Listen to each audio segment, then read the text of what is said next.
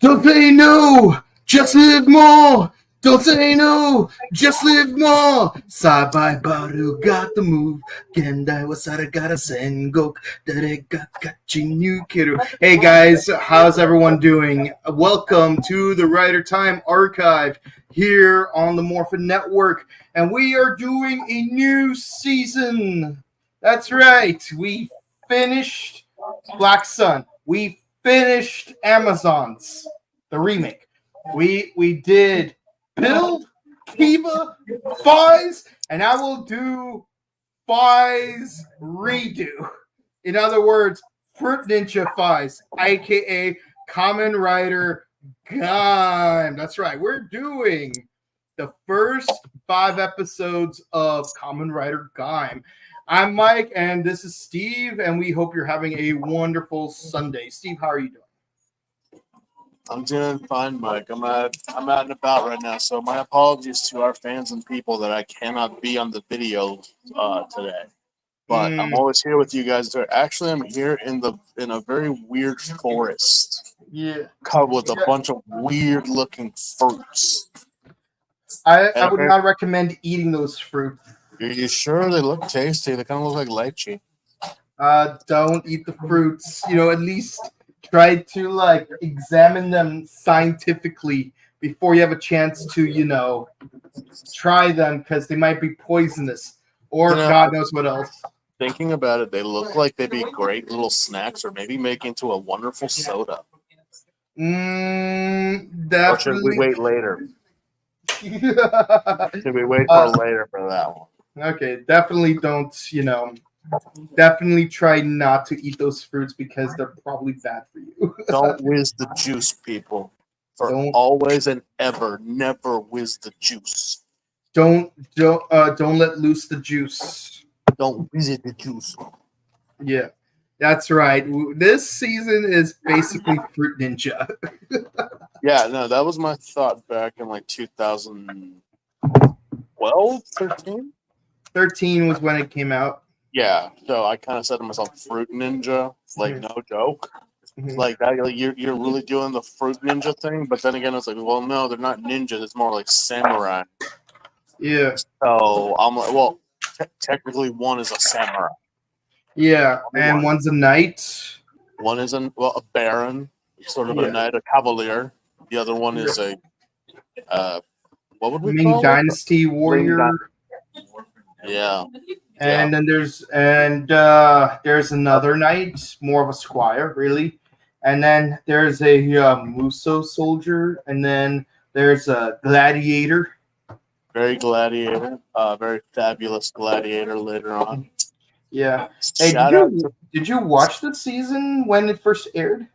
No, this was another season that I was not fully aware of. As I said in the past, I had watched Oz, Forza, Wizard, and then when I saw the preview for this, again, it's kind of like with what happened with X-Ray. I was like, this can't be real. This can't be.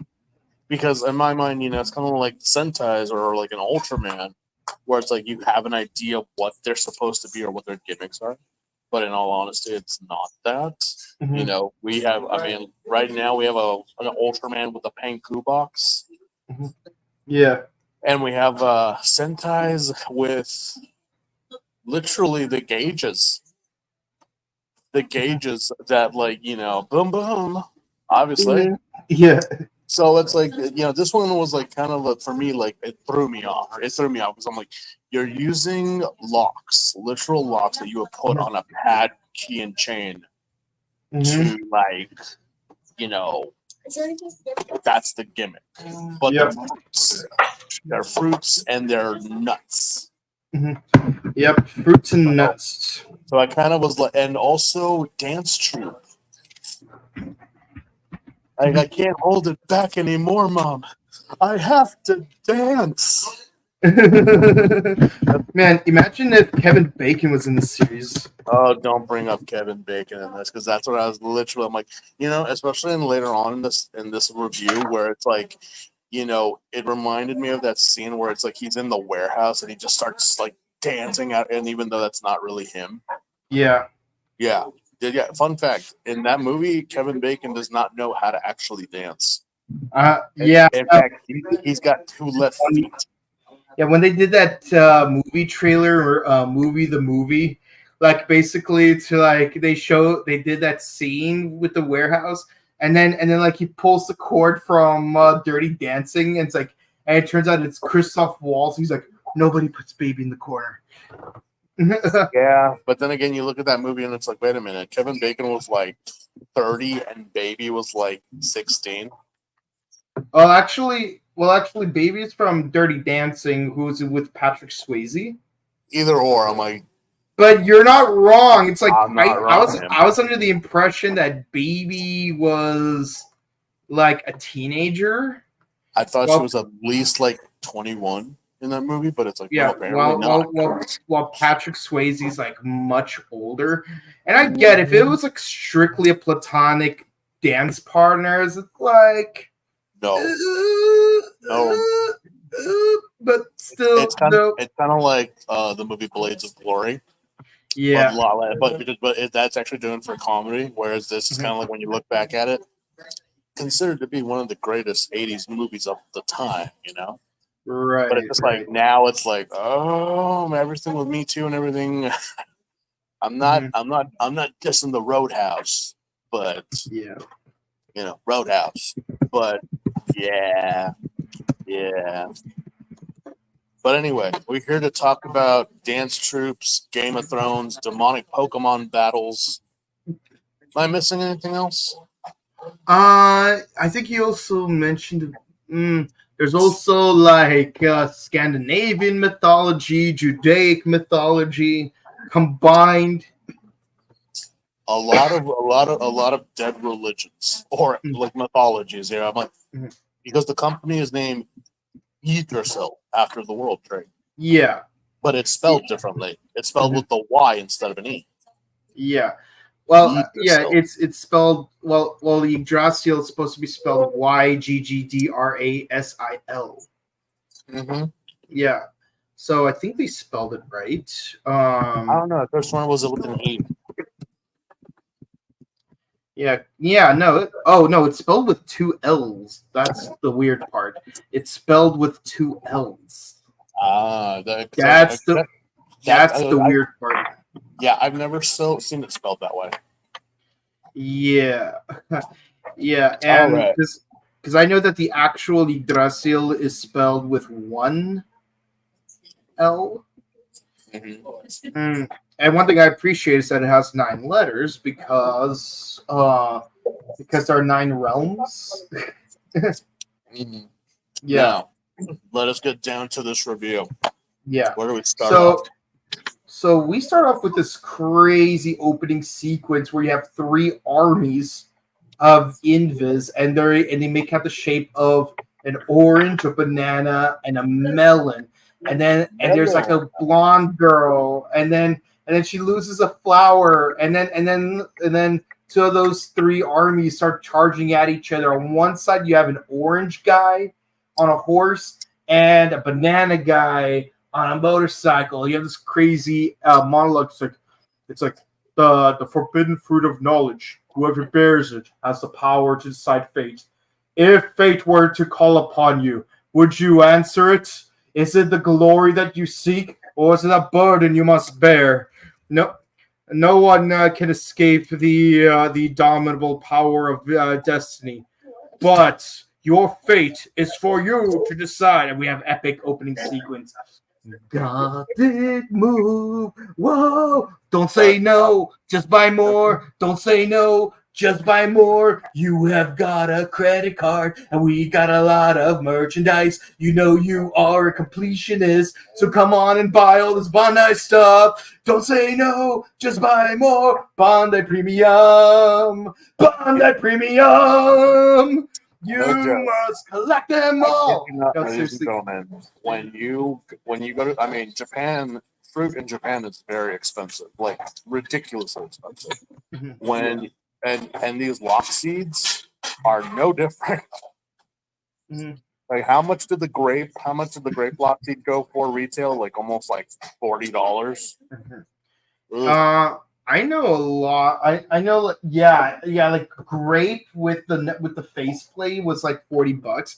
I know that's how much I bought it for at Anime Expo Yep. 2016, and I got it with the Shakespeare icon. Mhm. Yeah, which is an icon I really wanted because I like Shakespeare. And yeah, Shakespeare's like one of those promotional icons where like you have to buy clothing from a certain store Mm. as part That's of a how they cross get you. promotion. That's how they get you. That's how they get you in Japan. Yeah, It's all yeah. gimmicks. It's all pretty much. It's all rare items. Rare items. Mm-hmm. Yeah, I mean, look. You know how much Lacerda? What was it called? The what's it called? God damn it! From Qtama. That's right. You know how much the Lacerda Qtama costs? Too It much. cost more than $200 because they only made a limited number of them, and in order to get one, you had to win some kind of lottery or something. I don't remember all the details. No, thank you. I mean, I'm a fan, but I ain't spending like 200 on just a singular item unless that item is like. Yeah, I was Really? barely Yeah. able to find that Lacerda Qtama for 60, which is Nope. better than 200, but I'm still not happy that I spent all that just for one little ball with a picture of a lizard on it. Yeah, no, Yeah. no. Shame. But yes, I we like have. astronomy. What are you gonna do? You know, you're one of those.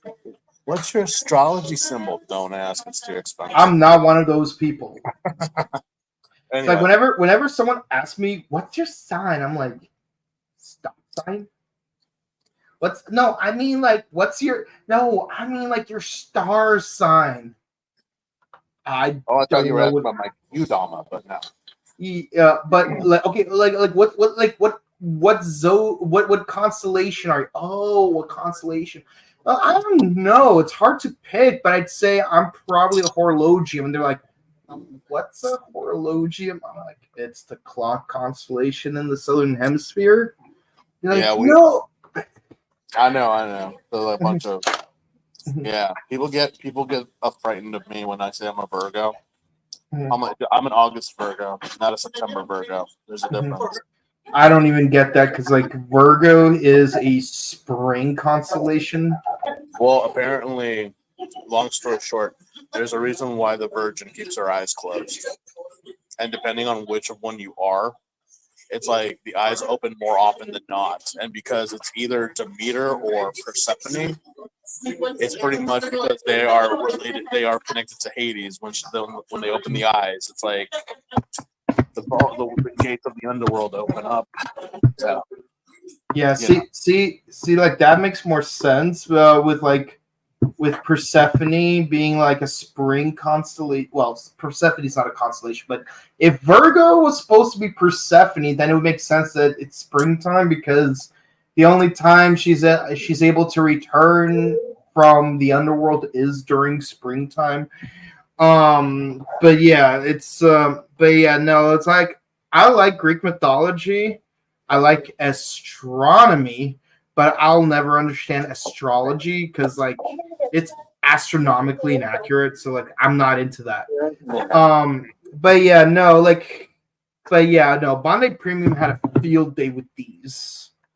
Oh yeah, no, I remember how the lock seeds were just going everywhere. Gaim base orange lock seed was ridiculously overpriced when I saw them. I'm like, wow, we're really just hammering. Because again, from Ols all the way up to Ghost, those were the notorious years of the gimmick riders. So I would take it even further, from I would say it's from Forza all the way through all actually you know what all the way through uh Saber because well, again, Gaim was more of because again every episode is introducing a new like fruit or a new Yeah. type of like it's just like wow, Mhm. it just got really bad, and then Mhm. Ghost continued with the icons, Drive with the cars, so Mhm. it was all over the place. So Yeah. it kind of off putting when for me at that time, I was like, O's was cool. Forza, I thought went a little overboard with 40 switches, you know. Mhm. But like every episode, every movie, every was like don't forget to buy this new toy that comes out. I'm like, it can be very tiring to keep up with Mhm. it. That's what I guess maybe off put me from watching Gun originally because it's like there is Mhm. just too much going on here. But I'm Yeah. excited. I'm excited to start this one. So, Yeah. and our Yeah. protagonist seems like a pretty naive kid, but in Yeah. my opinion. Yeah. So Yeah. So unfortunately, that chain that we did before is broken now because, to my knowledge, as far as the main TV series goes, there aren't really any returning actors from Fies coming back. But I mean, we get two actors coming back in a certain movie, it but still that counts, I guess. uh, Still I counts. won't. But yeah, but what's really interesting is that Gaim was really inspired by Spies. So much so that even like the creator of the show directly cited Smart Brain is a direct inspiration for Yggdrasil. I legitimately said that because I was like, wait a minute. So what is Yggdrasil yeah. besides harvesting fruits? Yeah, no, Okay. like even Yggdrasil had like a commercial and everything about it's like try a new life. Yeah, try living in Project Look, City, Kiwami. I know that Big Brother is always watching us. I get that, but I'm like, hopefully Big Brother has a reason for what they're Mhm. doing with this too, because I'm like, we started off with the medieval battle Mhm. where we have banana and an orange fighting each other, Yeah. which reminded me of that Simpsons episode where it's like Nelson and Bart are racing fruits, and Oh it's yeah, like yeah, you yeah, remember it's like and then Ralph puts in Ralph an item that throws the banana, like go banana, but apparently banana in this one is actually pretty awesome. yeah. But Mhm. yeah, so Mike, what is up with this world and dance troops? Like, what's up with that? What's with this world Okay, and dance so troops? so basically, it takes motifs from the Sengoku era. The Warring States period, where you have like seven warring tribes, Yeah, fighting each other over control of the entire island of Nippon, which is Japan. Um, but instead of them okay. fighting, they basically resolve things the step up way, except there's no Channing Tatum or Moose or Allison Stoner. It's just it's just a bunch of people dancing. And if they need to fight each other for territory, like they use lock seeds basically in It's order literally to resolve things. what was that It movie? basically What's that movie? That famous movie, Sharks versus Jets. What's that movie? wait, what movie? The one that's like dancing. It was oh god. They had a dance troupe. It was about a dance troupe. It was like Sharks versus Jets. Why am I blanking on West that? Side Story. There you go. It was West Side Story I was thinking about because I'm just I'm like, surprised you forgot that because Five did a parody of West Side Story. well, yeah, no, that's what I mean. I was like, why am I blanking on the title? But shame.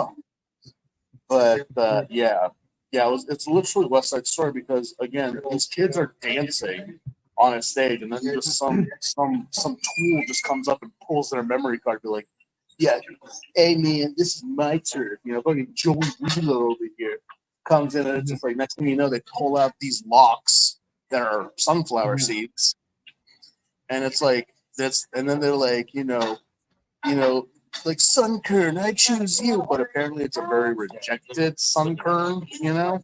It's a very like. Yeah, Oh man, is this what of years and years of inbreeding Pokemon with Ditto like comes out to? Like, is that what pretty this much. thing is? Ugh. Yeah, so the monsters of the season are called Invis, which are basically plant zombies. And they come in multiple tiers. I'm like, bro, just tell me you haven't gone outside and touched the grass, okay? Just tell me that. I'm like, Invis, really? Mm-hmm. This is what happens when you like have played like Fortnite or like Monster Hunter for days and not come out. You start developing hump and gray scales and start attacking people because they're eating your food.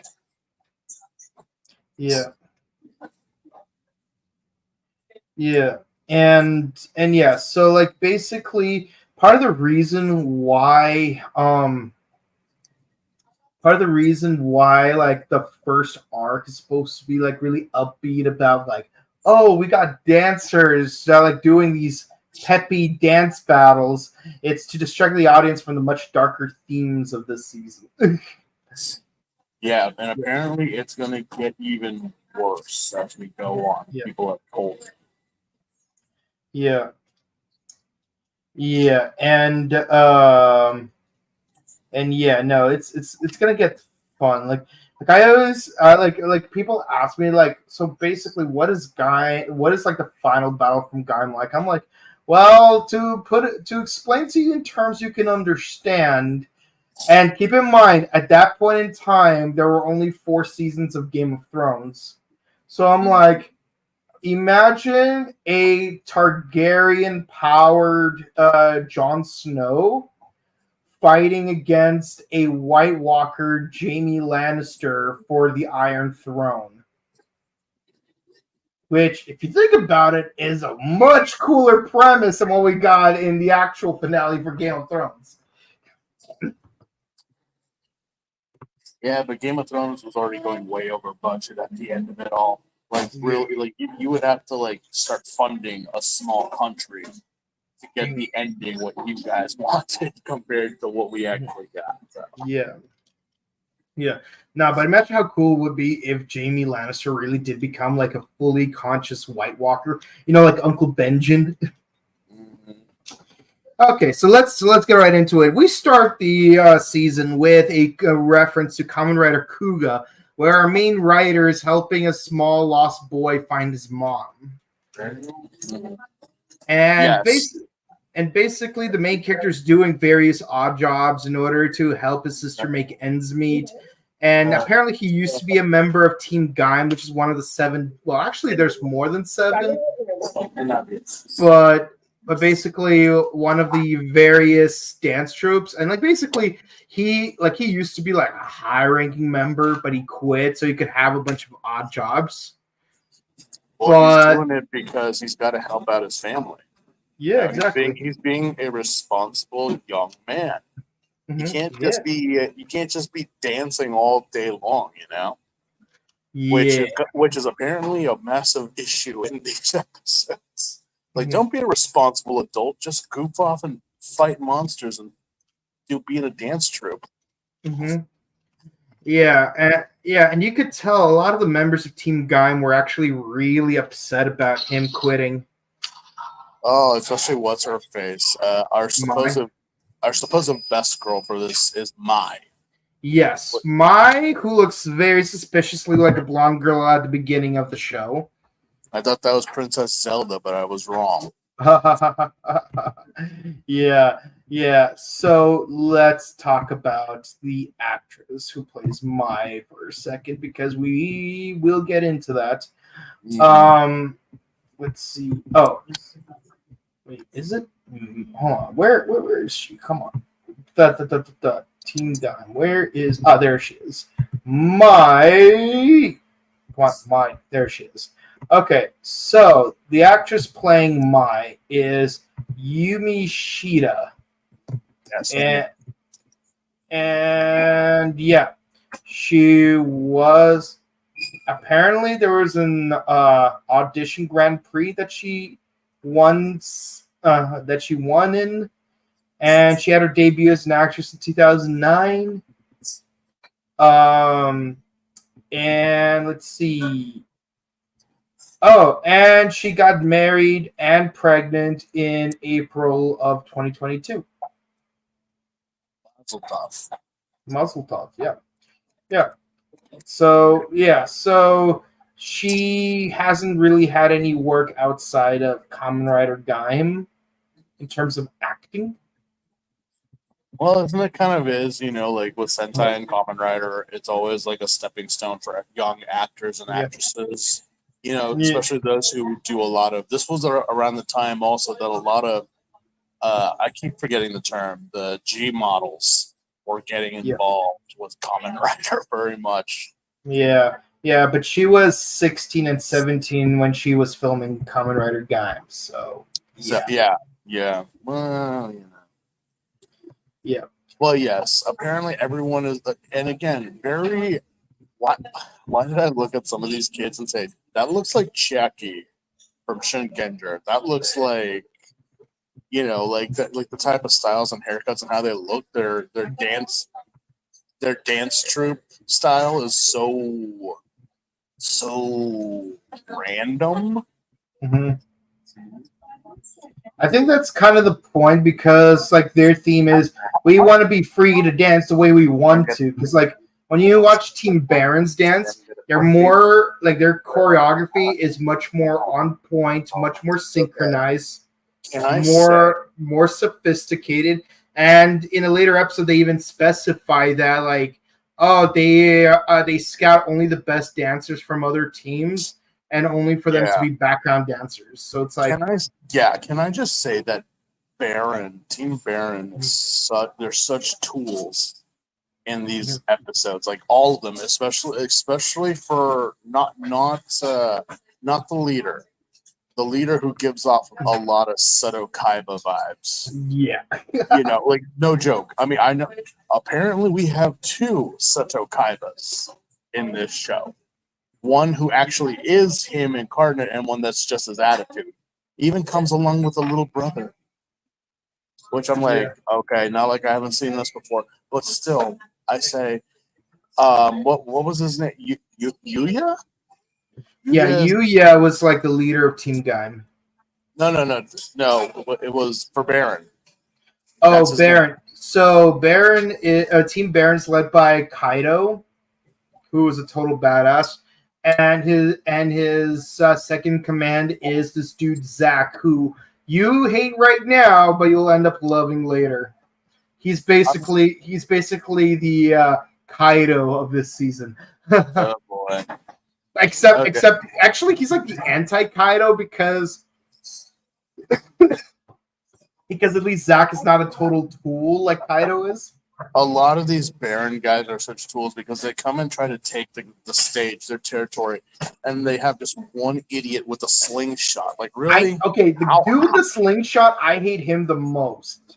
He's so, like no, he literally almost got punched in the face by Baron. Kaido, yeah. Like See, the thing I love about Kaido is that he got pissed when he found out his own team was cheating, and I respect that. No, I totally respect it because I was like, oh, here's going to be another tool. It's like, no, everyone else is a tool, but he's not.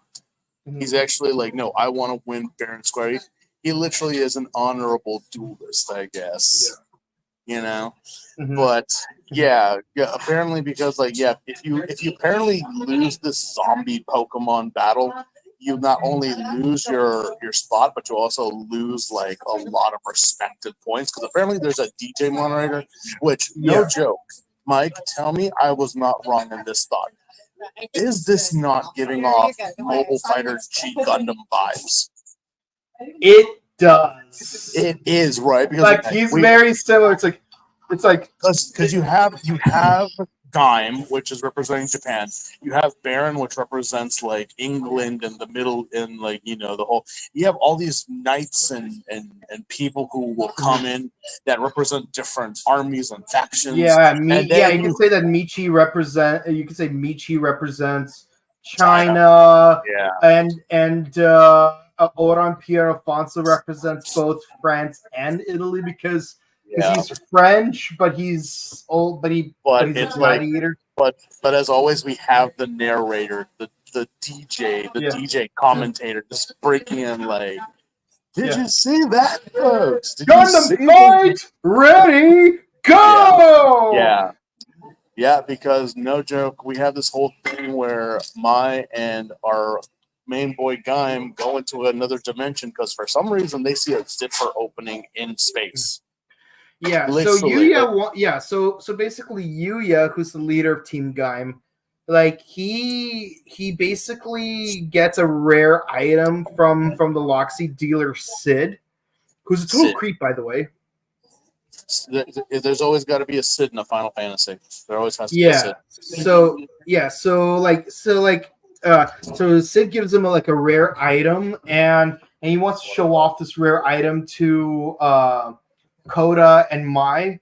But when they go to meet him, like he's not there, but they find a mysterious zipper in the middle of space. So like they go through and they find a mysterious forest and the belt that Yuya was supposed to have. So what happened to Yuya? I wonder. But we find the belt. And he grabs a seed off the tree, which becomes the orange, and just takes it with. It's like, okay, yeah, maybe next time. Big Brother's watching as they leave, and thus here we go. Yeah, and also Koda accidentally puts the belt on his waist. Yeah, you did. Yeah. Why? So then they get attacked by a tiger monster. It's like very random thing to find. You know, especially like in a warehouse area, just random tiger monster thing just shows up. Yeah. Cool. So Koda like puts the belt on, puts the orange inside. I don't have the orange on me. I'm sorry. And then and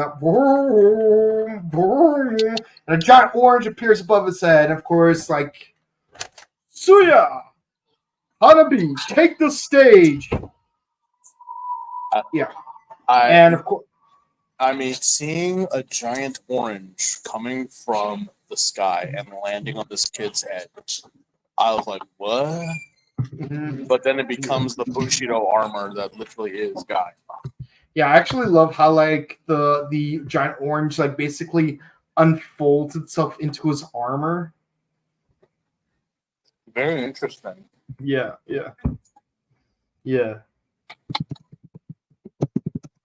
And of course he has. Go ahead. Yeah, but it's kind of weird how we're to actually see that this kid is not like past riders at all. He's very juvenile.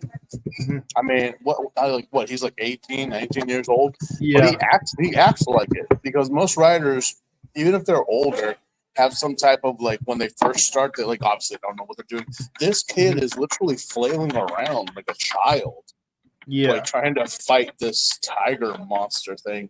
And it's kind of like in a way kind of sad, but also like very realistic of how if a young man or a child were to be in this situation, that is how they would fight.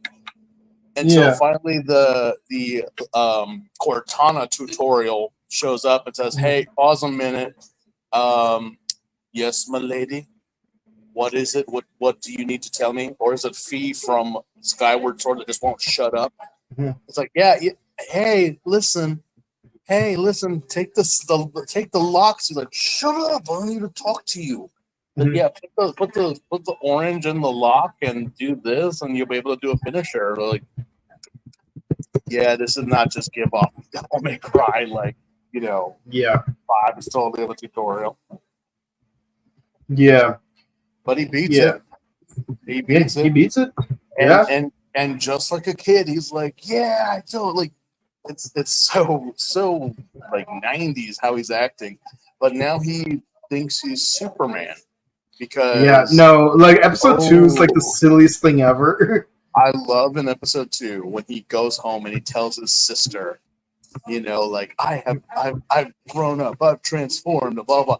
And no, literally, he did. He actually goes into his room and starts playing with his lock seed, and it's so loud, and it's like his sister opens the door, and he's there standing, transformed, fully in armor, and she's looking Yeah, at him like a look of a parent who found out their child is a cosplayer. it kind of. I would go as far as to say that certain scenes from Spider-Man: Homecoming were inspired by Kamen Rider Gaim because of the way they were executed. Well, I say, I say that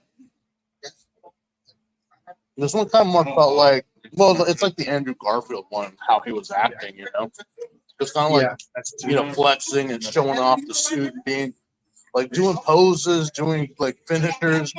Mm-hmm. But his sister, the look on Big Sister's face, it literally was the look of disappointment. It's like, I wanted my son to be a jock, maybe play on a football team, on soccer, baseball. No, he's a cosplayer. What's funny is that I like that scene when they in the apartment gave me the impression that he was like repeatedly morphing and unmorphing all night. So all night his sister was just constantly hearing like orange arms, Hanabi, take the stage. Orange arms, Hanabi, take the stage. Suya, orange arms, Hanabi, take the stage. And I say at this point, Big Sis, thank God he didn't have watermelon. Yeah. Can you imagine? Can you imagine summoning that thing in that apartment? I'm like, oh no. Yeah, so let's talk about the lead actor a little bit. Gaku Sano, who we've met actually. You know what? That was one thing I was gonna say. Yeah, we met him last year, and he is such a rad guy. Him and Futahara, I actually got one-on-one time talking to them. I've said it before in past episodes where I felt horrible that I'm talking to this sweet man, that he's so chill, he's so nice, he's so down to earth, and he loves his fans, but I never seen God. And what's funny is that like he really liked some of our content from the Morphin Network. I got to show him a little bit of it. He doesn't actively watch it. I wish he did, but I did show him some of the content, including our entry for our 50th anniversary files, our entry for Gaim, Evil Riders. Yeah, I think that's pretty much it. And some of the team up team up movies because it's like, hey, look, or like we did a thing for Gaim, and it's like we talked about Evil Kota, which we're gonna go into when we do the movie.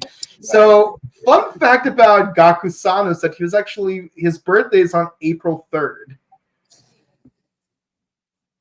Which is a very significant day for the Kamen Rider community. So he is a literal Kamen Rider baby. Well, he's got main character vibes. Yeah. And he was in a lot of projects after he did Gaim. Like he was in Internet Police Cyber Investigation Team, Detective Rintaro Yuri, Restart After Come Back Home, Tokyo MPD From Zero to Hero, Super Juvenile Detective Team Neo Beginning. I'm starting to notice some typecasting here. Yeah. Kamen Rider Chio, Think Again Junpei, My Little Monster, Kamen Rider City Wars, which is a video game. He's literally the Japanese Tom Holland. Yeah, basically. Like, he's just everywhere. He's like surprisingly, and it's like kind of crazy how like looking at him like, wow, like literally he is, but he's such a cool guy, and I felt so bad because I was like, you know, that I had not seen his show, but you know, he was still awesome nonetheless, and I have nothing but good things to say about him. You know, even like just sitting down and sharing a soda with the man. He was so. I mean, he tried to communicate with me when the Yeah. interpreter was not there. Mhm. He did pretty well, and I learned a few things from him. So Yeah, and I give even a shout out before there. Kamen Rider, he prominently appeared in Sosa Chizu no Ona, GTO Great Teacher Onizuka, Yeah, he was in live action Bittersweet on Home Izuka. Kyoto, and The Road Less Traveled. And yes, he appeared in 2 episodes of Kamen Rider Wizard as Kamen Rider guy. Yeah, Yeah. definitely. Yeah, so sweet guy, love him, and I'm actually like that. That's why some people kind of when they wrote to me asking me why didn't you just go with Amazon's, and I'm like, well, you know my reason why. You know, we want it to be fair. So, but the fact that we landed on Gaim, I was Yeah. like, wow, okay. So now we're finally getting there. Mhm. Yeah. All right, so let us pick up. We left off after episode 2. Now we're on 3. So basically, so the long and short of episode 2 is that Kota's misusing his powers. Very Like much. he's fooling around, and then he has to learn, hey, I need to use my powers to actually help others because a bunch of Team Guy members are being attacked by and Team Baron members are being attacked by a rogue invis, like a level C or C plus invis. I don't understand the Yeah. ranking system. I think they pretty much drop it after season 1. Sorry, after the first arc. But yeah, like so there's a rogue invis, and of course like Kota's like, hey, Kaito, I need to borrow the pine lock seed. Of course, he gets pine arms. I showed a video of it to the actor who played Pineapple the Clown from Mighty Morphin Power Rangers, and yeah, he uses Funsai destroy, and he uses like a chain flail to like destroy the giant deer invis, and that brings us to episode. Oh yeah, so that. Oh, and also, there's a group of scientists doing research in Helheim Forest, and they get attacked by an invis, and then they are rescued by mysterious White Rider. Who's in a neon green accent. Yes. So Episode 3. Episode 3. Go on. All right. So the gist of it is,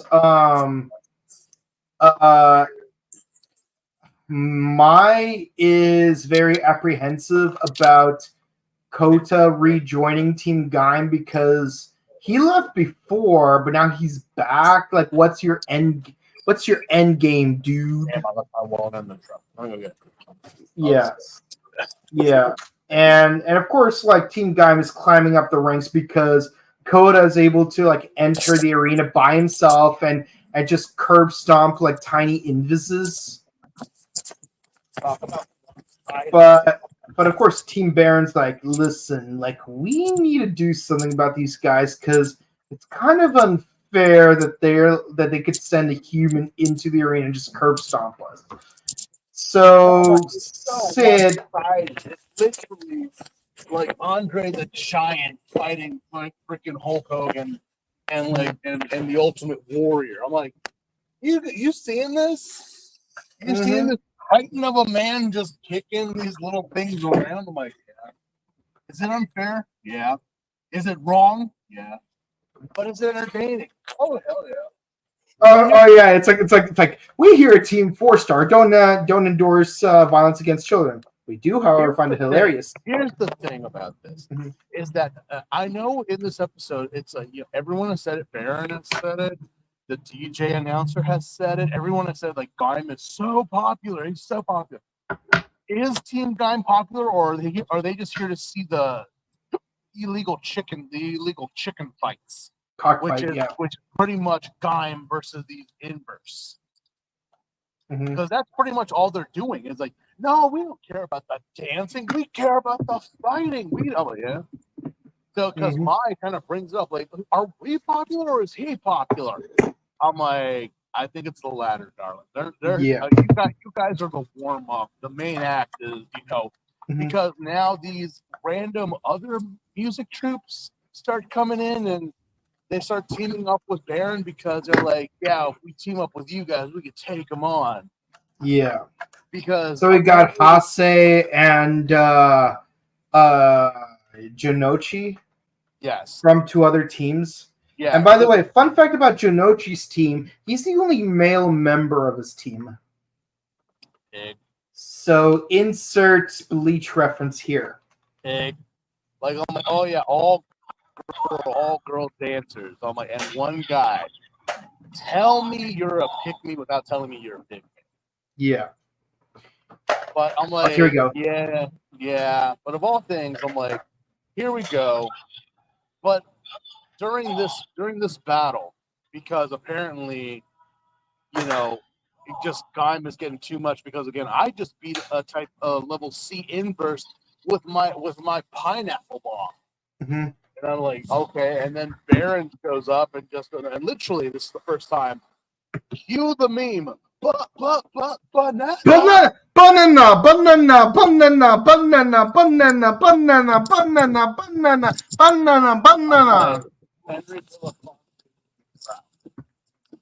But yeah, he finally shows up, and here is a Baron of banana. Yeah, because as we all know, ain't nothing but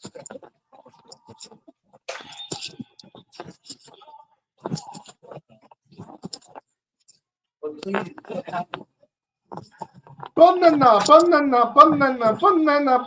banana.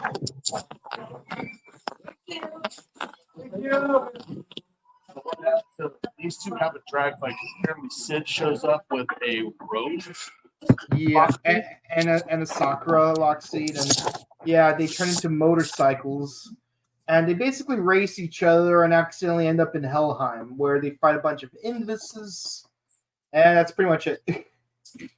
Yeah, because again, nothing pretty much happens in this episode. I mean, they do the whole thing and they hit 88 miles an hour, which starts making them spin, and cue the whole episode 4, which again takes the whole, well, where are we? And Gaim just says, well, I've been here before. Like, these fruits give me the Loxies, and I'm like, why did you tell him that? Why'd you tell him that? Why did you tell him that? Now he's gonna start buying everything up what she does. He literally starts taking everything, but not realizing that all the demonic demon monsters are realizing, hey, this guy's stealing our food. Yeah. But cue our mysterious white knight who just appears. Yeah. But let us not forget that there's a subplot of Kyoya's, one of his dance partners. Apparently, this kid is rich. Yeah. So Michi. Or as Michina Michizawa. I forgot. I just call him Michi. But in our community, we call him Beachy for reasons we're gonna get into. Let's just say that if he appeared in an episode of Mari with Masato Kusaka, I wouldn't be surprised by it. I'm calling this kid Mokuba. Pretty much, that's who he pretty much is, because again, we find out that he has an older brother. He is part of the family that is like a head of Yggdrasil. Yeah. And so his brother Mitsuzane Kurashima, and of course for short they call him Michi. Yeah. So it's like, here's his brother telling him, you gotta be, you should be, again, stereotypical. You should be better. You should be you should be not just top in your class, but top in all of Japan. Blah blah blah. And I was like, can we give the kid a break? He wants to dance. That's what he wants. You know what I find really interesting is that this conversation that they have right after, like when they're in the lobby Okay. of their mansion, is like, in order, you need to get rid of useless things in order to make your future clear. And of course, Michi's saying, "Yes, I have a lot of useless things," and then his older brother says, "What?" And like he had this look of concern on him, and I'm thinking, and it's like having already watched this season, I'm thinking, I think that we are meant to think that this interaction is supposed to go one way when actually it's meant to go in a different way, but we wouldn't know that because, okay, I'm gonna say his name now, Takatora. I don't know what happened to Bata, but Takatora gets a phone call from Sid that he is needed. And I'm thinking like, because of the way he says what, like when after he says, "Yeah, I got a useless things I have to get rid of."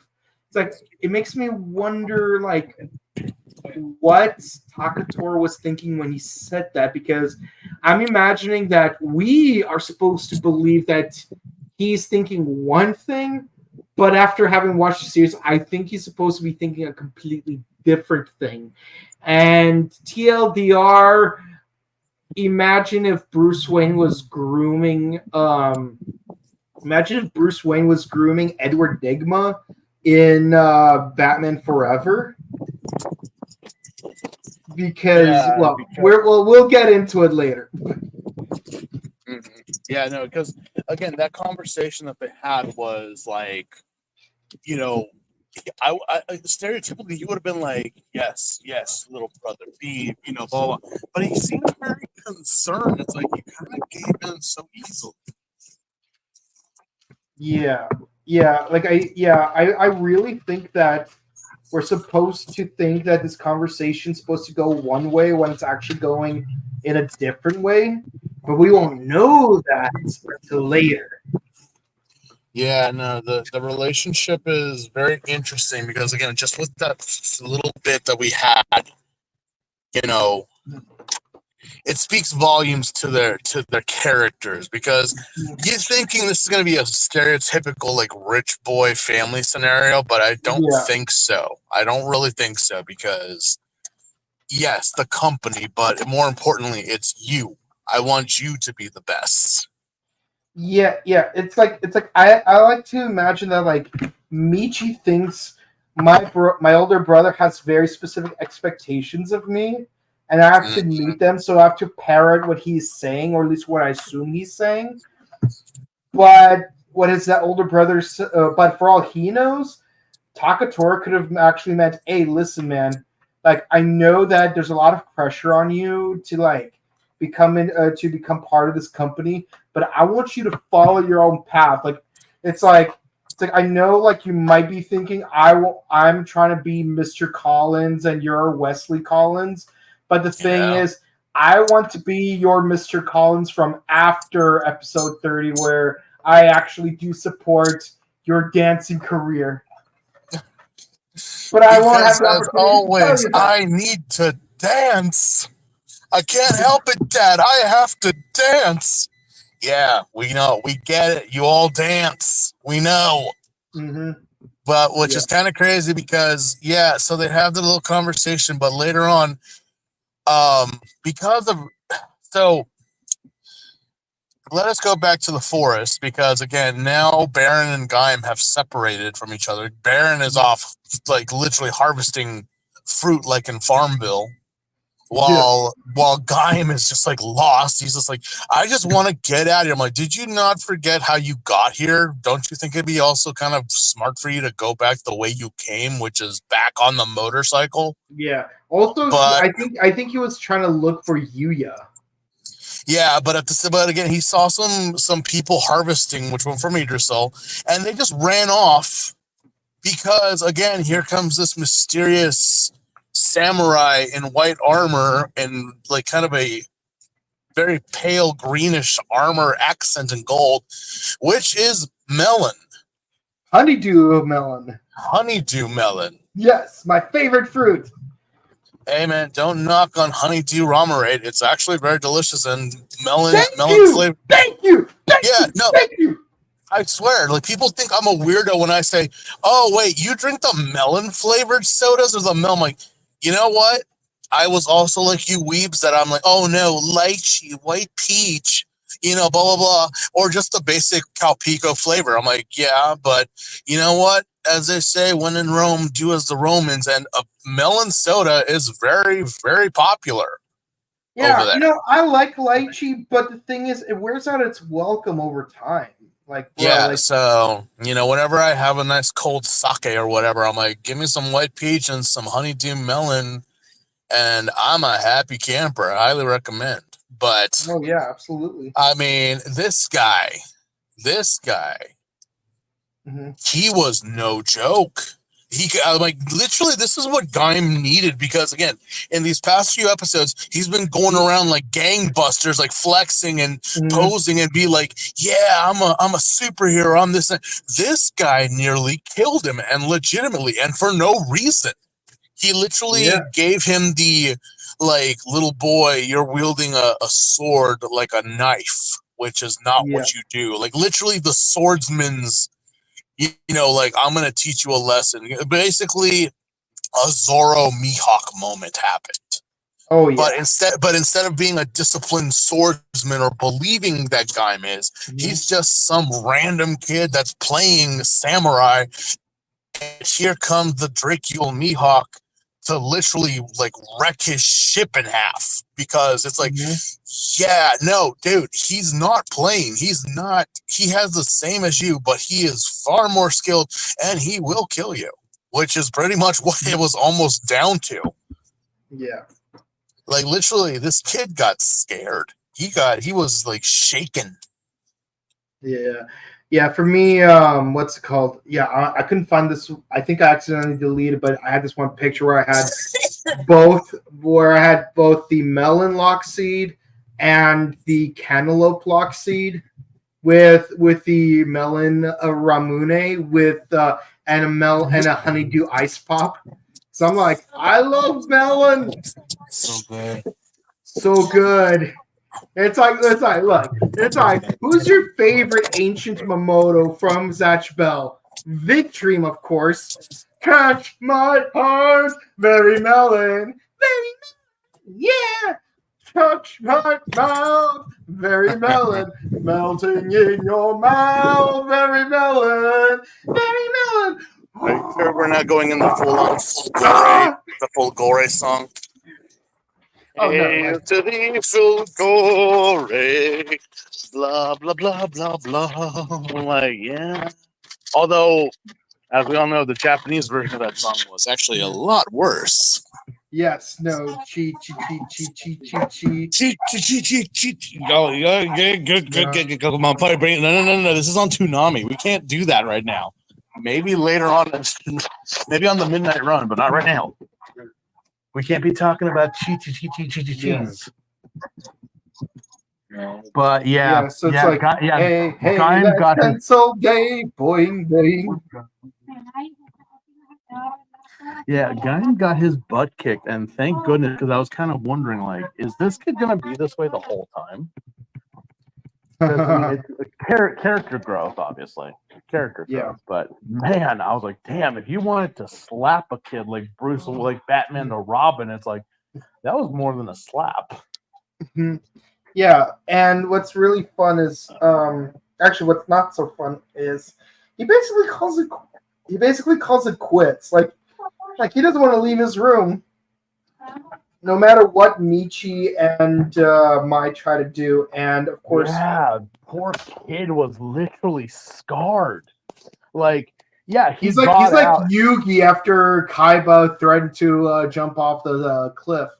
Yeah, again, bitch move by Kaiba, but again, I'm like, this kid literally nearly died just for someone to prove him a point. And again, this mysterious white samurai was not trying to kill him.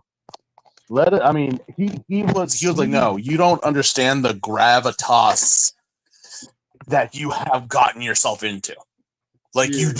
you don't get it, kid. Like, we're not playing Samurai. We're not playing, This isn't you know, this isn't just dress up Iron this, Man. This is is the not, Avengers. yeah, this is not, it's like those kids who, like, apparently since they play Fortnite or whatever, they think they could hold a gun or do it. But when you finally get into that situation, that's when it's like, bro, no. No.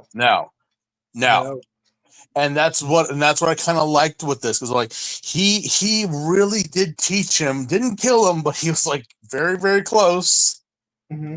But it scarred him enough that he was just like, he throws the belt away, like, no. That, I mean, now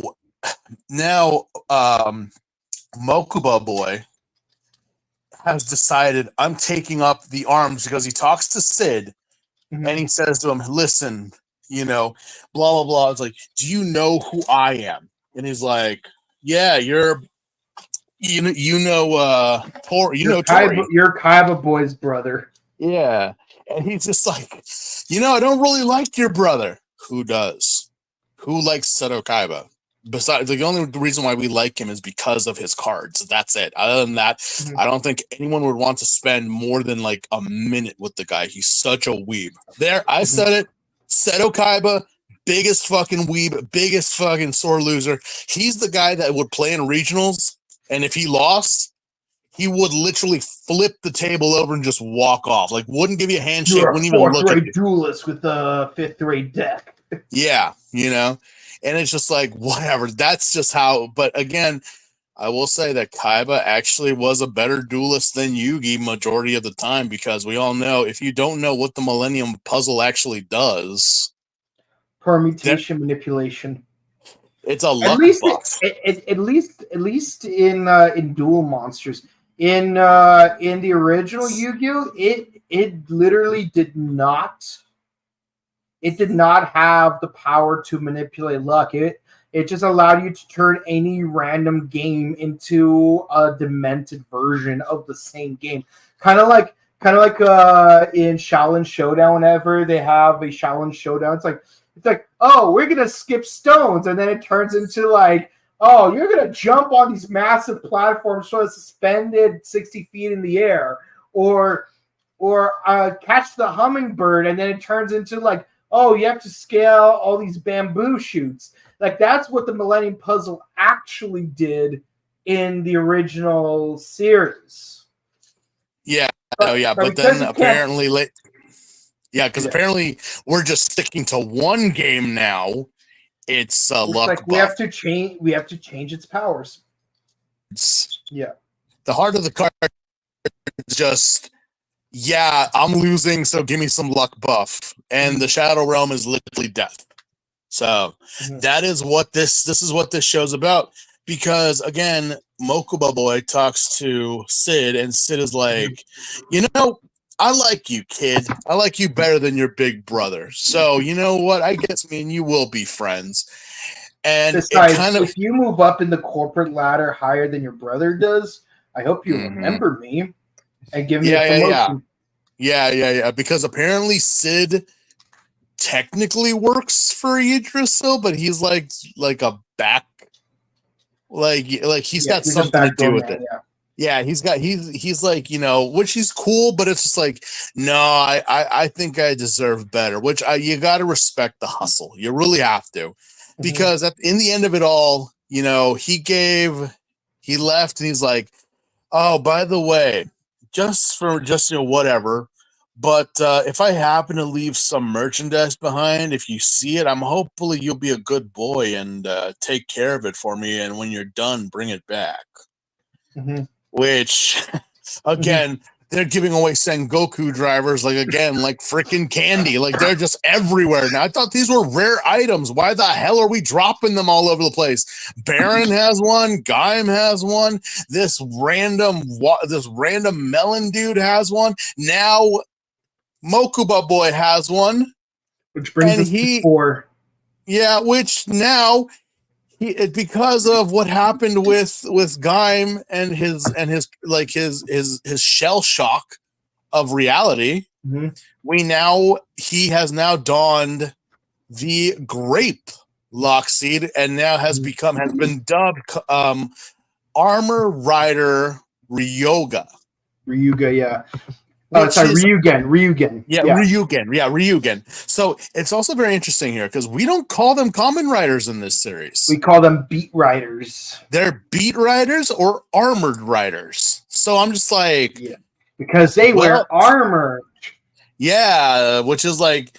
Well, this is not the first time this has happened. I know Hibiki, they don't call them Kamen Riders, they're Oni. And I think there was another rider within that area that they didn't call them Kamen Rider, but they called them something else. I forget. But I know for a fact that Hibiki is the biggest example of like, is he a Kamen Rider? No, technically he is. Originally he was Hibiki not.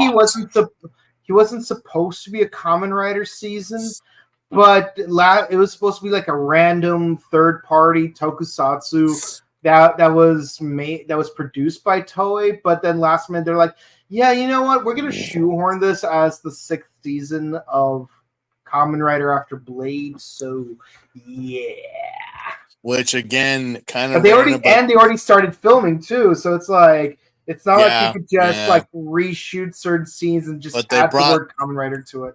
They brought in a certain friend of ours to write the show halfway through.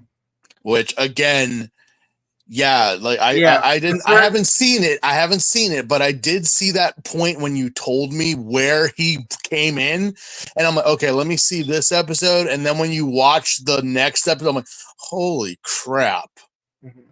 It's literally night and day. Like, wait, what happened? And yeah, it's a certain someone whose name rhymes with Goshiki Shiranui. Yeah. Shiranui Sensei.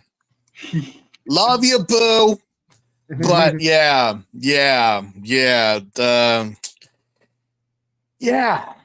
But yeah, we have this new Beat Rider, a very vibrant green with purple accents. Gotta love it. But yeah, a Chinese imperial officer that has a gun. Yeah. A grape gun. A grape gun. Which apparently he starts fighting Baron with it because that's just a thing, and a bunch of inbursts because so Baron is trying to be like the next Sid in terms of giving lock seeds to people because now he's able to. So basically he tries to pull a Xerxes from the Persian Empire where he's like, you know what, Hase, Jonochi, I will be your new supplier. I'll give you all the lock seeds you need, but should I go to war with another rider, you have to bend the knee. Yeah, that's pretty much. It's like it's pretty much Xerxes from 300, where it's just like, pray to me as your king and as your god, and I will bestow upon you gold, silks, and milk, for you will know that I am God. I'm like, chill out there. And the funny thing is, it's like, if you really think about it, Xerxes like bending the knee to Xerxes wouldn't have made that much of a difference, like because in the actual Persian Empire at the time, Xerxes was actually the good guy because he let all of his conquered territories maintain. He beat them. He let them maintain their local governments. He let them maintain their local traditions, including the gods. The only difference is, hey, you know what? You have to add me to the pantheon of whatever gods you believe in. I will give you resources. I will give you resources from all of the other lands that are in that domain. All of them. Yeah. All you gotta do is, once in a while, I may need your help to expand my empire, and I just need you to pull through when that happens. That's all I ask. Again, like put yourself in that scenario where someone is telling you, "Look, you can have it all, take it all, but you're gonna have my back though, and if you don't, then you're gonna see why not." But it's better than Genghis Khan or any other like great conquerors, Alexander the Great, or even the Roman Empire. It's like, yeah, these guys, what was the difference between them and Xerxes? Not much, except Xerxes was like, again, when he said he was kind, He followed through. He meant it. He was a man of honor, despite how media wants to put it. Because again, we got to cheer for the Spartans. I'm like, have you guys ever read Spartan history or the Spartan customs and whatnot? I mean, so have I. And I'm like, that was pretty messed up.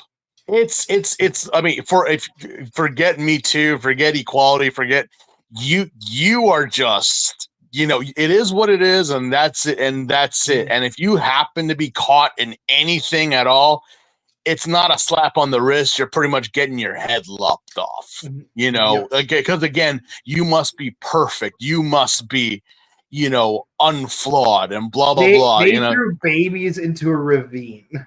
Yeah, no, if there was a mole on the baby's face, forget it. But it's a mole. Forget it. It's unclean. Yeah, there you go.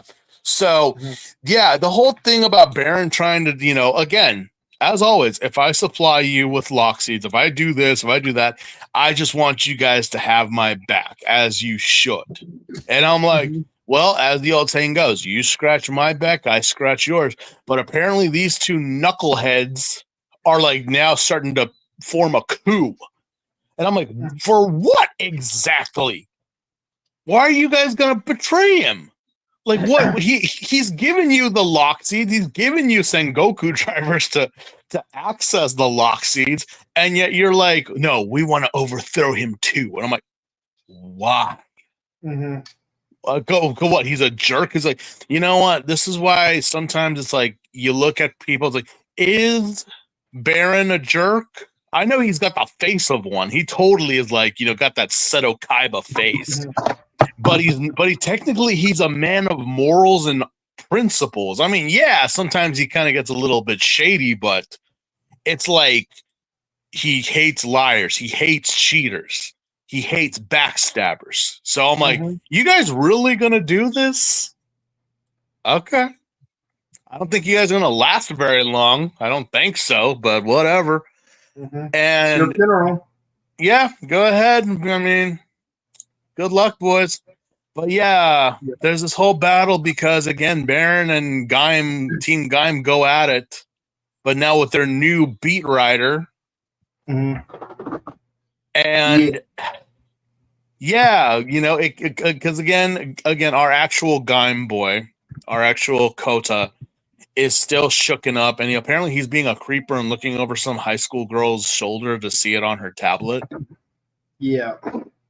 And I'm like, don't you have a cell phone, Kota? And why don't you just go over there in person? Yeah, he is really shook. Like he's like, no, melon bad. I'm like, doctor, he's been saying that all week. What does it mean? Don't let him near fruit salad. Yeah. Our poor little orange, our poor little annoying orange got his ass kicked by the melon. Yeah.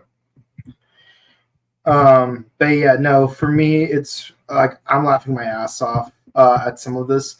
And yeah, so of course Michi transforms. He has to do it on his own. And of course at some and also Michi has the hots for Mai. Of course. And of course simping and pimping. And I'm like, let me ask you this. Do they know you're loaded? We've done 3 other seasons where a character is simping for another character. So let me ask you this. Which of those 3 simping dynamics do you think this is going to play out in?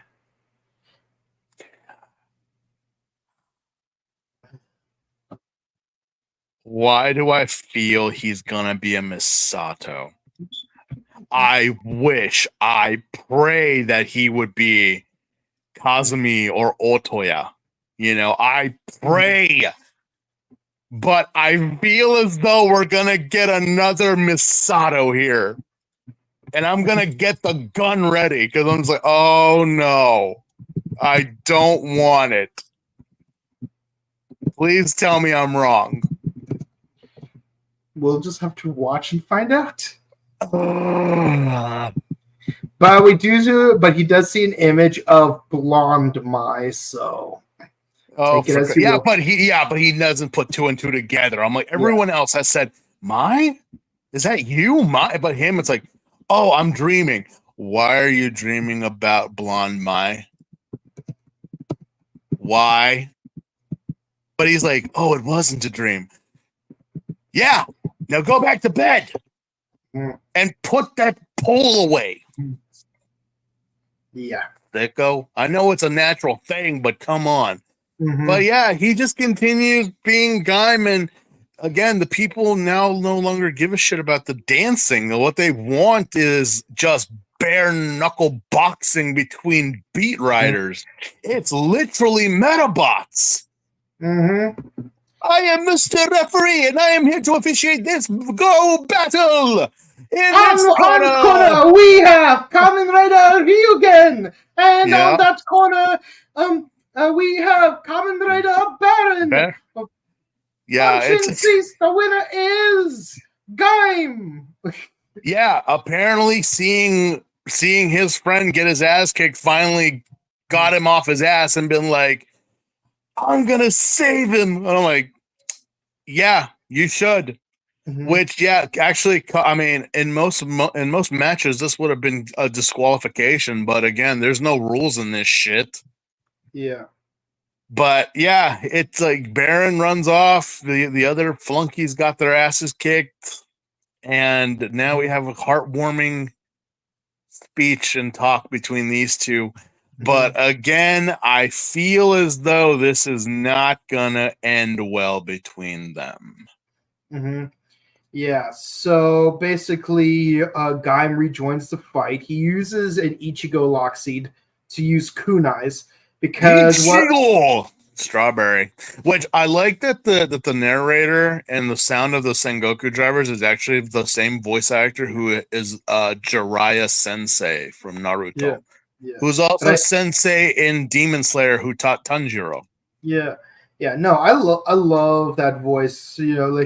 Like Pine Arms, Futsai, destroy. Who said pineapples cannot be dangerous? For God's sakes, they warn people all the time. They kill pizza all the time. So yeah, no, like Gaim kicks a lot of butt using the Ichigo kunais, but then out of nowhere, Jonochi and Hase show up in front of Baron, and they both transform into Kamen Riders Gridon and Kurokage. And by the way, Gridon is actually an anagram for Dongri, which means acorn. Yes. So we got two new riders. Nuts. Yeah. They're all nuts. One is an acorn, one is a coconut. Yeah. Which okay. Well, pinecone, yeah, it's within the same family, but yes, it doesn't go well for them. And then the episode ends with Takator in a limousine with Sid. It's like, I have distributed so far 6 out of the 7 Sengoku drivers have been distributed. You have one of them. I've recruited the other 5. Would you like to know who has the other 5? He's like, I don't care. I'll leave it up to you. It's like, okay, your funeral. And that's where the episode ends. Yeah, we know Baron, Gaim, Ryoga, and then these 2 knuckleheads who got their asses kicked. But who knows? I mean, they're done. So where do these fall? We don't know. But who's the 6th? We'll just have to wait and find out. We're gonna have to find out next episode. And that's it. Yeah, that's it. All 5 right there. Yeah, that's all 5. Yeah, that's all 5. All five. Okay, Locked in. for me, I have to say I would have to rank these episodes 9, 8, 7, 10, 9. For me it's because the first episode is a great intro to the premise. I think it did a great job introducing like our main character and like his relationship with all the other characters and their dynamics with each other. Also, I find it really interesting how not only do they reference Kuga. By the way, Kuga was Gaku-sama's favorite Kamen Rider as a kid. And he has a twin brother apparently. So yeah, and what I find really interesting is that Kota wasn't originally supposed to be Gaim. It was supposed to be Yuya who disappeared. So basically, he has to carry someone else's destiny. What happened to Yuya? We'll find out eventually. That is very hopefully. true because again, we see this sweet guy who cares about his teammates and is like he just disappeared. Where is he now? We don't know. And Kota clearly doesn't understand what he got himself into as we spend the next 4 episodes. Oh yeah, no. Yeah. That episode had to have been my favorite because it just you can't just be going around doing what you were doing, man. I mean, Superman had to learn how to live in a world that he could literally destroy just by sneezing. Yeah, you know, all as corny as it sounds, and it is. He even quit his 2 jobs. Yeah, and he's fooling around. He's not even like, and I love what his sister says in the 3rd episode, where it's like when you work, you're helping people that will never know you. Yeah, Gaim is just a mascot at this point, just being a clown and entertaining people. Yeah. Which, that's pretty much it. Yeah, Baron's taking it a little bit more seriously, but even then, he's doing it for like just the entertainment aspect, where like he just wants to conquer. He doesn't really have a direction as to why he wants to conquer. And the thing I like about like this first fight is that this first fight that Kota had, not only against another Invis, but also another rider. It's like they will weigh heavily on them. I'm not gonna say anything, but the first fight he has in the first episode, it has significance to it later on in the series. And his first fight against another Kamen Rider, it's not Baron.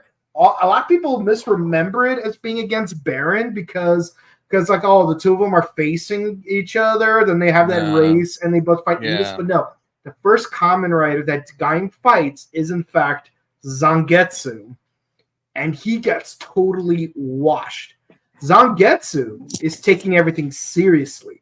We don't know why, but at least he has a purpose. As always, as they say, when you pick up the sword, there must be a reason for why you wield it. Yeah, Mai's an okay character. As of right now, Mai's okay. I mean, I do kind of think she's a stick in the mud. God knows why. Yeah, I don't hate her like Mio, but I don't love her like Mari. And we don't love her as much as Sawa and Misora. Yeah. Let's see. Or Mio. And so Michi, not a fan. Not a fan of Michi. I don't get Mokuba Boy much right now because I mean he seems like a sweet kid, but at the same time, I'm getting like not bad, but I'm getting some like Misora vibe or Misato vibes off of him. Let's see. Sid, total creep. DJ, fun guy. Hase, like if that character disappeared, you probably wouldn't care. Jonochi has potential, but so far, Jonochi and Hase are basically Rex and Weevil at this point. Yeah, no, it's a lot of the Gaim troop and a lot of the Baron troops they're just there. They're not really. I'm not really putting much investment in them, like other than just Mai and Michi and Baron and his other subordinate. But other than that, everyone else is just like whatever. Mm-hmm. They're whatever. Yeah. And as for Baron himself, well, we don't know much about Zach, but like when he and the other guy cheat and then they get caught, you could tell that at least Zach did feel ashamed of himself when the two of them got called out by Kaido. And as for Kaido, my man, like, yeah, he's an asshole because, like, oh, only the strong must survive and I hate the weak. But he also helps a little boy save a cat from a tree. So, yeah, it's like there has to be, like, some kindness underneath his, like, persona. Yeah, why are you a jerk? Yeah. I mean, cut it out with the tough guy motif. We know you're a big old softy. It's like this. It's like this. If Takatora is Seto Kaiba, Kaido is Jack Atlas. Ooh, there you go. Like they even have similar trench coats, but in opposite colors. Yep. Yeah. If anything, Team Baron has Red Dragon Archfiend colors. Yeah, they totally fucking do. Yeah. All right. Let's see. Yeah. Okay. So, what score would you give these 5 episodes? Well, I will say that there have been 3 definitely is a 9, just with the comedical timing with Big Sister, especially with like how Gaim kind of just was fucking around and just like, you know what? You never see a comment. Not even Forze did this. Mm-hmm. And he was literally in high school. I'm like, that's what I would imagine a high school kid would actually do if he had superpowers or a transformation device, you know? Mm-hmm.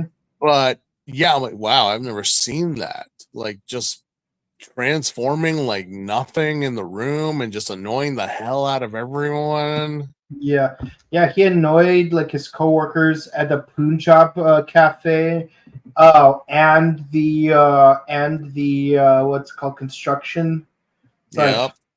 And then he quit both jobs just so he could be a Gaim member full time. But even like the Gaim member, or at least the sensible ones, like it's like, why are you even here? Yep. Why are you even here? Why? But it's like, yeah, he's just again fat paycheck just for being a clown. Yeah. But yeah. So I give episode 3 like a 9 just for pure comedy and timing. The opening, both 1 and 2 are kind of slow, but it's a build up. So I give it like at least 7.9. And then after that, 4 and 5 are just like 8s through and through. Okay. So not too solid, but again, we're building. That's what storytelling is, people. We don't you don't start from the top. You go from the bottom up. Yeah, it's like the thing I liked about the first 4 episodes of Fies is like we built up a mystery. Now we have to go off and solve it. Yeah. Did the mystery lead to anything satisfactory? Not really, but yeah. Yeah. Anyway. Yeah. So in a way, I would like to think that, like, in certain ways, Gaim is basically a second attempt at Fies, but actually did do a better job at it. Let's hope so when we get to the end, because if I'm left disappointed again, what do the people have to say today? Yeah, let us know what you guys thought. We're the other guy. I hear him, but I don't see him. Hey, man, you know, like, he's trapped in a forest with weird-looking fruit. Yeah, didn't you hear me? Yeah. Yeah. I can't wait for another juicy episode of Rider Time Archive. Oh! Let's see. The bacon. It is the bacon. Yeah, the bacon. He can't dance. Of course he can't dance. He's not allowed to. Mm-hmm. But he is allowed to. Yeah. What's your favorite dance flick? Ooh. Oh, I I don't know. off the top of my head, I'd have to go with Chicago. That's more. Well, yeah, it's a musical, but Chicago was amazing. Of a dance, like a musical. What's one that I don't know? I guess. I know there's a I, bunch I of good ones. I guess I'll say Sweeney Todd. Sweeney Todd's not bad. I mean, not so much, but it is a musical, which again, there is dancing, and of course, when you're say have a little priest, can't help it. Yeah, yeah. I mean, like, I don't know if you could count Charlie's Angels as a dance flick since there's only like one dance sequence in it. You know what? If it's got dancing in it, at least one number. Like, hell, you could put Disney movies in this category too if you wanted, though. Yeah. Yeah. Okay. Laugh emoji. Must have laughed at something. I love the henshin sequence in this season. It's goofy and epic at the same time. Yeah. He took a while to get there with his henshin pose. Remember, he was doing that in the room, just like reminding me of the Tobey Maguire Spider-Man, where he's trying to shoot the web slinger out. And it's just like, what works? What sticks? What makes me look cool and not like an idiot? I'm like, either or, you look like an idiot. And one thing I never really put much thought into, but he doesn't wear his regular outfit until the third episode. Yeah, he was wearing just plaid and denim throughout the whole time until finally it's like, wait, I gotta get my sweater on. Yeah. Like, okay. Catch my heart, very melon. Very melon, yeah. Oh, melon. Yeah. I hate Michi. Every season has that one character who's insufferable, and this season it's Michi. He seems like such a sweet kid, though. But again, we have been fooled many times on this show. So, yeah. I will believe you. I'll believe you, Ols. I'll totally believe you on this one. You know, one thing I like about Kasumi from Build, is he first looks like a pompous jerk, but then he turns out to be like the sweetest potato in the farm. Man, we all cried for Kazumi. I know we were like, "Oh my god, he's such a creep," but it's like at the end, it's like, bro, he legitimately was a real guy. Plus, you gotta love that one line in the Visa Next. You're in Japan. Speak Japanese. Yeah. All right. Stilly Steve. No one can out Misato, but Michi. Oh boy. Is Michi gonna be our new Misato? Are we gonna be like? Is he pulling a Michi? Mm-hmm. He's not. How much? I'm hoping you don't smile and we get a zoom in of your eyes getting crossed. Don't do it, Mike. We're still recovering from last week. True. Now I want to see Seto Kaiba duel Jack Atlas.